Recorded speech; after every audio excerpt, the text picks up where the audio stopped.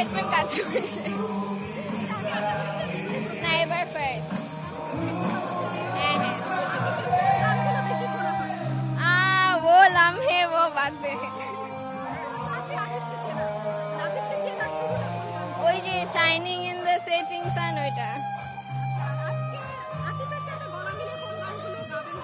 সবগুলা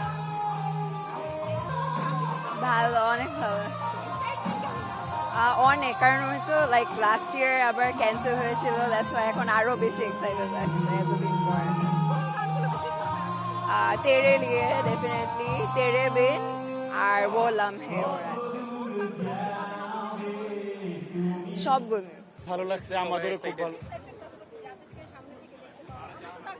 আমাদের এই কনসার্টটা ছিল হচ্ছে ডিসেম্বরের 25 তারিখ, তো এটা এখন আবার নতুন করে এবার দিছে, তো অবশ্যই আমরা এক্সাইটেড নিচ্ছি। সেই আগের মানে লাস্ট উইক থেকে ছিলাম, এবার দিছে, তো আসলে খুব বেশি এক্সাইটেড। তো দেখা যাক কি হয়।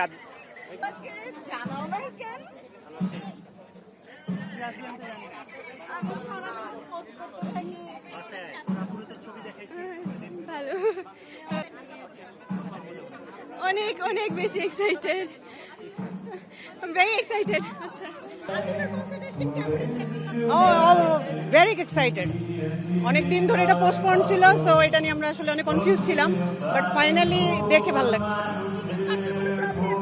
না, আমরা আসলে প্রথমবার যখন পোস্টপোন হয়েছিল তখন কাটা, সো কোনো প্রবলেম হয় নাই, রিফান্ড করে নিতে আর কোনো প্রবলেম হয়নি।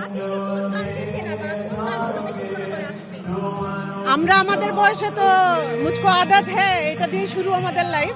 এই জেনারেশন আরো অনেক শোনে, কিন্তু আমাদের লাইফ ওইটাই।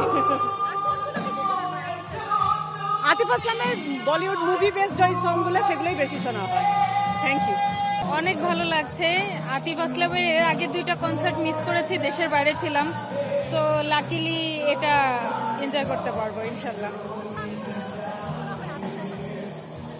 আমার দুরি গানটা শোনা হয়, তারপরে দিল দিয়া গাল্লা শোনা হয়। আতিফ আসলামের মোস্ট অফ দ্য গানই আমার অনেক ভালো লাগে, so I am big fan, you can call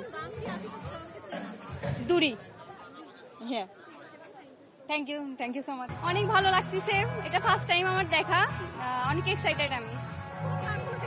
Aadat, just আদাতের জন্য আসছি আমি। খুবই এক্সাইটেড। আতিফ আসলাম অনেকদিন পরে দেশে আসলো, আমরা তো খুব আপসেট ছিলাম লাস্ট ডিসেম্বরে প্রোগ্রামটা হচ্ছিল না, বাট যেহেতু এখন হচ্ছে আমরা অনেক এক্সাইটেড অ্যান্ড হোপফুলি আজকের অ্যারেঞ্জমেন্টটা খুব সুন্দর হবে। Thank you. কোন গানটা গাইতে চাই? পেহলি নজর মে। Thank you.